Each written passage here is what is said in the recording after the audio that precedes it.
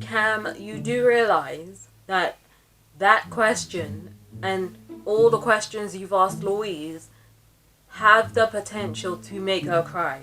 It doesn't say what Tracy did, but whatever it was violent enough to make Justine's nose spout blood.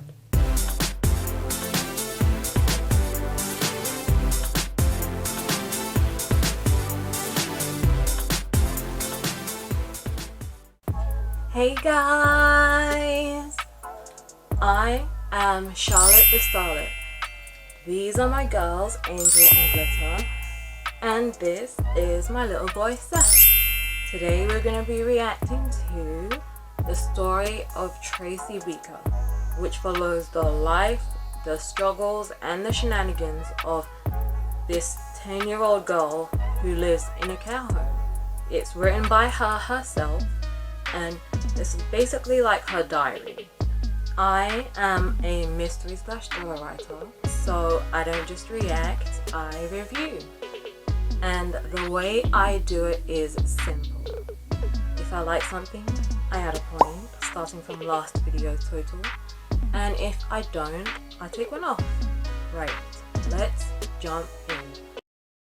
Tracy tried to make herself look extra special for this writer, so she put on this special jumper and she stole one of the old girl's makeup and used a bunch of it all over her face. But when everyone else sees her, she gets laughed at. Right, so Tracy's watching Cam, the writer, talk to all the other kids, but the moment she first laid eyes on Cam, she refused to give her credit as an actual writer, because Tracy believes that writers are these big, famous, glamorous people, you know, like actors and singers.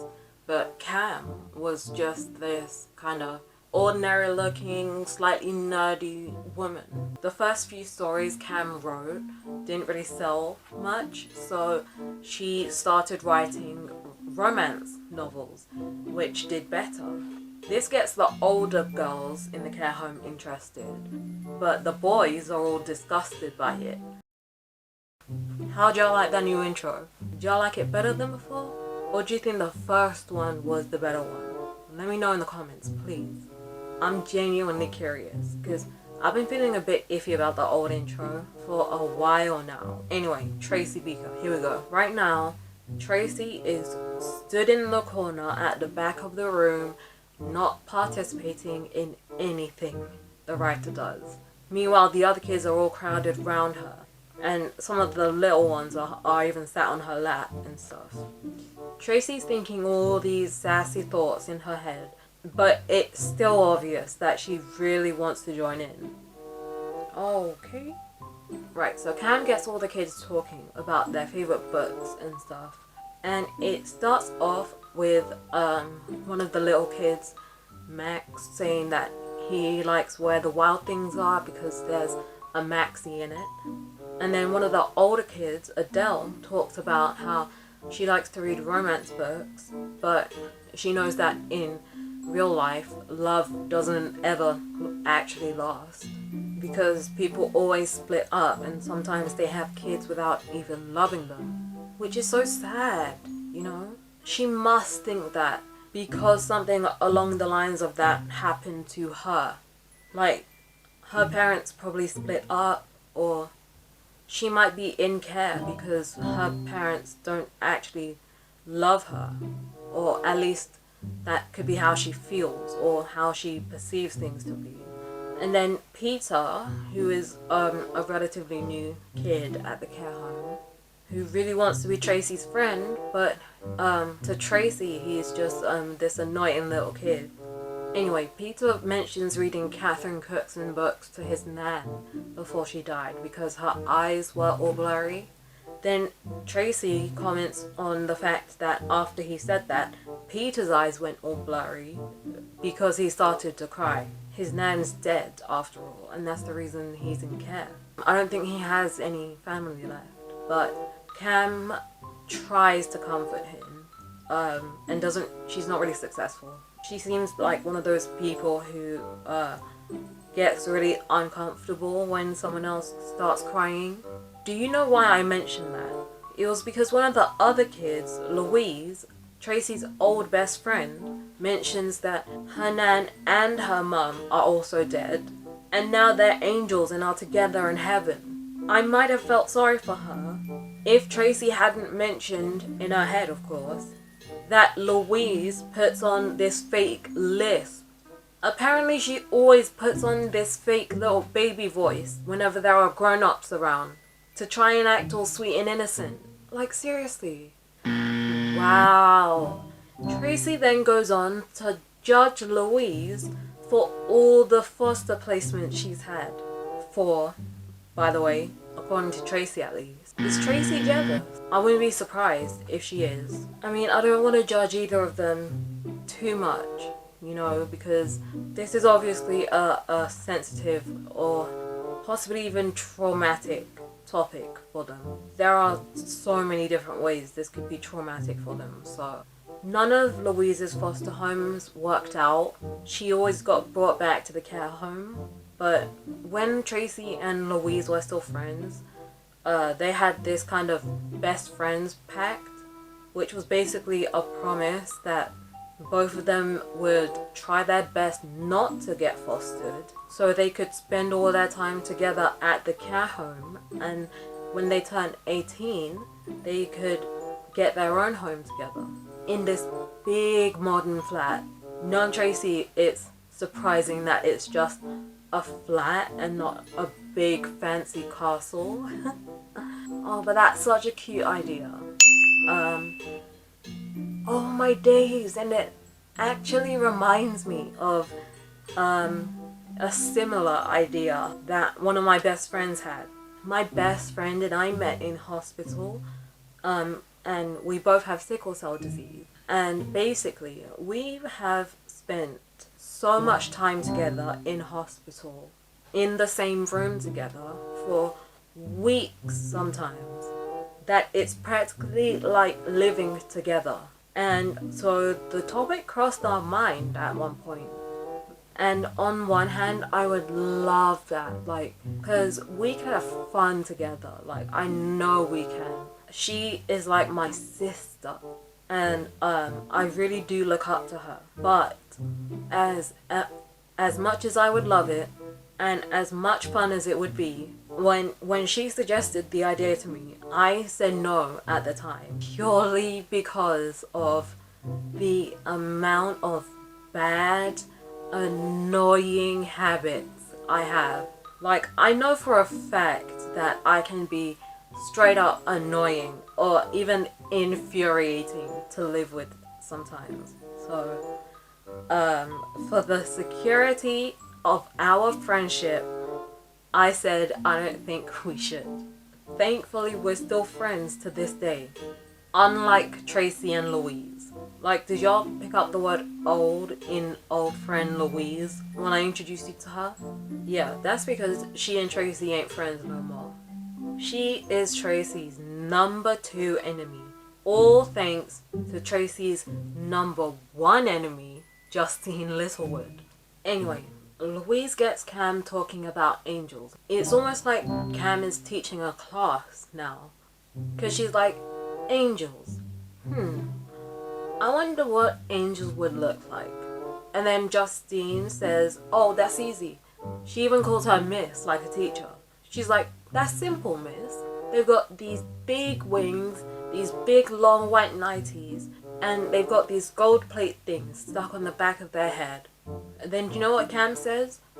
Draw one for me. This just became like a PSHE lesson. I feel like that's an old outdated phrase. Like, back in my day, we had PSHE lessons. I don't know what the kids call them today. But it was like, I don't know, health and social something lessons. So maybe this isn't one of those. Maybe this is more like an English lesson, let's say. Or a religious education lesson. Oh wow. So, Cam gives Justine a pen so she can draw, right? And do you know what type of pen it happens to be? A Mickey Mouse pen.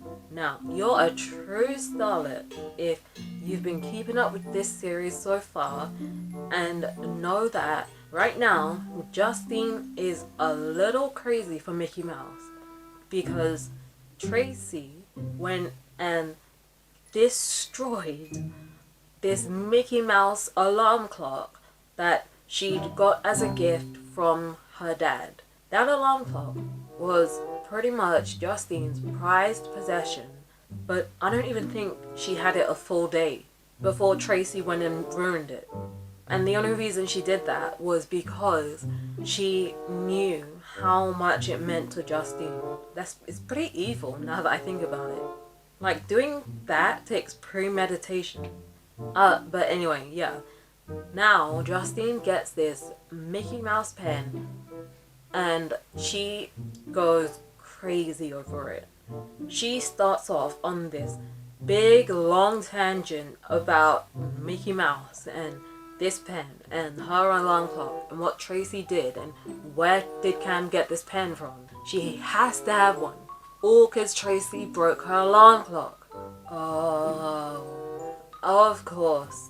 Tracy is still at the back of the room in her corner, but now that she's been called out and now that people are talking about her, she says or thinks she couldn't care less. But her face tells the truth, you guys. Her face starts to burn up, but Tracy blames it on her mohair sweater. Anyway, Justine draws her angels, and then when she's done, Cam takes it and she's like, yep, looks like angels. Or okay, she actually says, yep, that's the way people usually draw angels. But then she takes Justine's angels, shows them to Louise and says, is this how you see your mum and your nan? Which is kind of personal, I think. Like, did she seriously just ask that to Louise? I know if I were Louise, I would feel uncomfortable at being asked that in front of everyone. Anyway, Louise says, sort of. Oh my gosh. And then Cam asks even more personal questions. She asks Louise, is this the sort of nightie your nan would wear? And then another one, when she says, what about the halo? Would that fit neatly on top of her hairstyle? Why? What's the point of all these questions? Like, okay, I can think of a couple reasons. Like, I write too. And yes, anyone who knows me knows that I have had quite a few, several, in fact, rambles where I've got inspiration for a character or a scene in my book, and I ask some really weird questions. But the difference between me and Cam is that I don't usually ask real people about real details about their real lives, you know? Like, if Cam is doing this to aid her writing or to use in her writing somehow, I'm not sure if I support it. Bruh. So, Cam ends her questioning by telling Louise, draw me what you think your mum and your nan look like as angels. Like, it does seem like Cam is a bit of an awkward woman who isn't the best with kids. But Cam, you do realize that that question and all the questions you've asked Louise have the potential to make her cry, considering that her mum and nan are actually dead. I mean, yes, Louise may be at peace with that. Like, she may have accepted that. But what if she hasn't? Cam. I mean, let's see. Maybe we'll find out. Louise tried.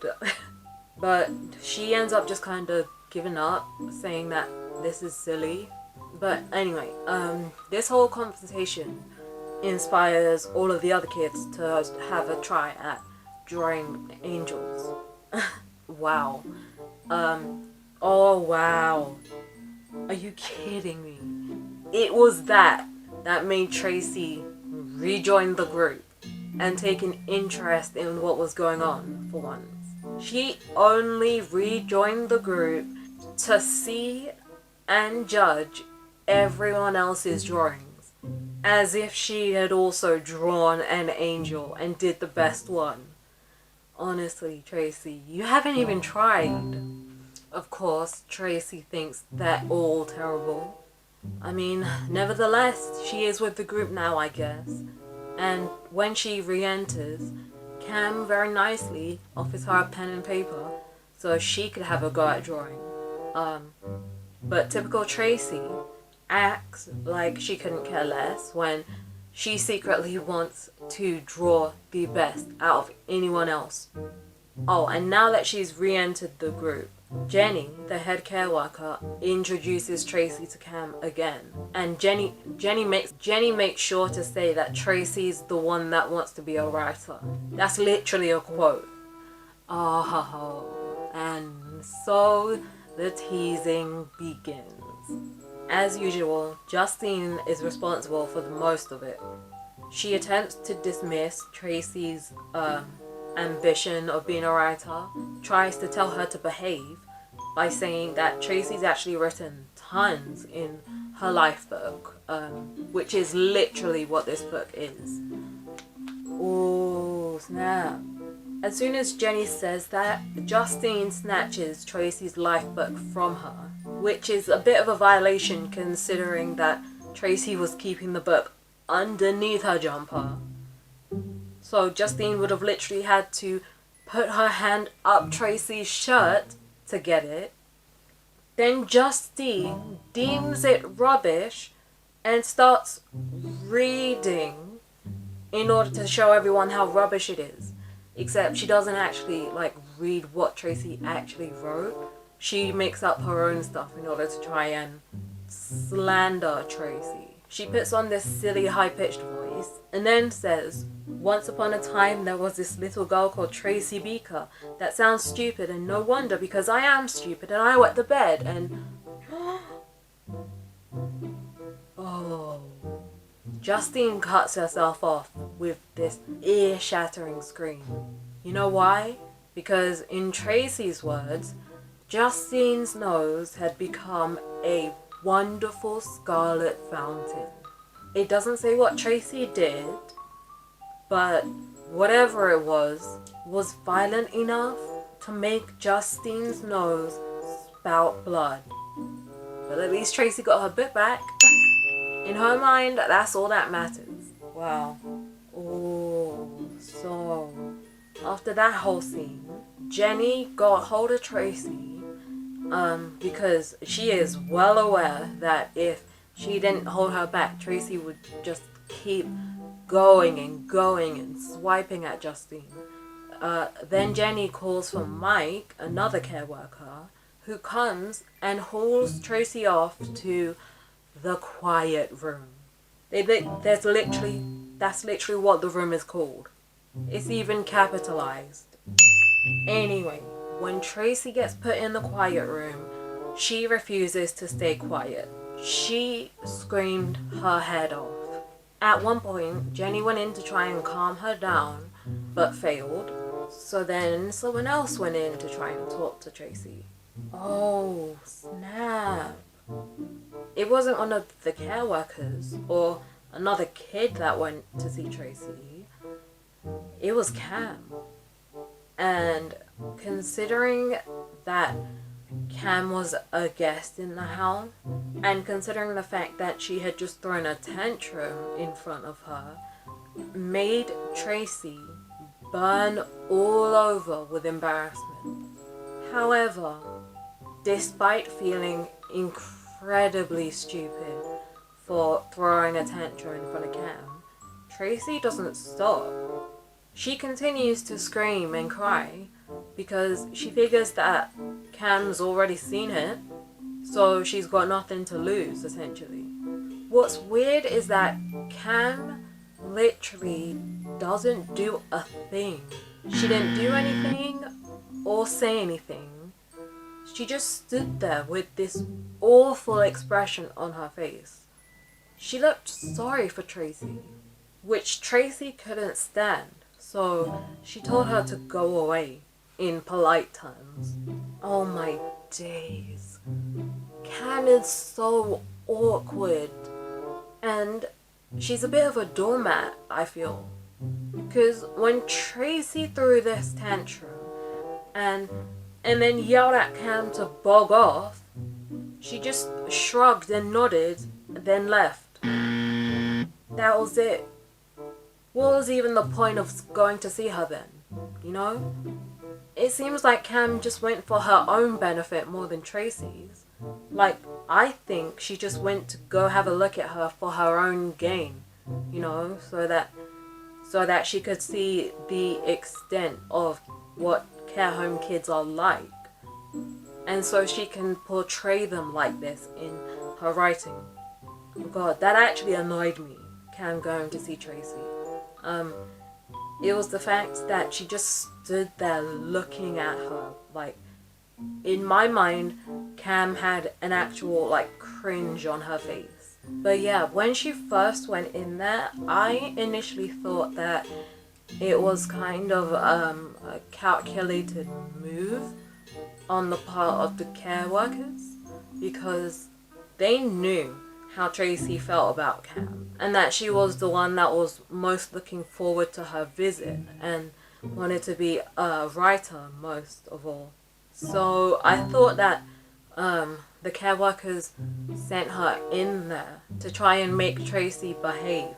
You know, because surely if Tracy was so eager to impress Cam, she wouldn't behave like that in front of her. Boy, were they wrong. Although what was interesting was the fact that Tracy actually thought about that for a moment. And right before she resorted to thinking, what have I got to lose? She actually did feel stupid for having this tantrum in front of Cam. She literally wrote out that she didn't care about people like Jenny or Mike or her social worker seeing her throw a tantrum. They're all used to it by now. But Cam, she initially made Tracy feel beyond stupid. It seems like Tracy was left in the quiet room for the rest of the day. She says that she was left in there for so long that she even had her dinner in there, away from the other kids at the dining table. Anyway, but now Tracy is finally back in her bed, writing and writing some more. As she said herself, it seems that Tracy just can't help being a writer. Like me. Anyway, that is where I'm gonna leave it for this episode. I hope you guys enjoyed this video. If you did, make sure to give that like button and that notification bell a little kiss. And subscribe to become a Starlet. Don't forget to follow me on Snapchat, Twitter, Instagram and Tumblr.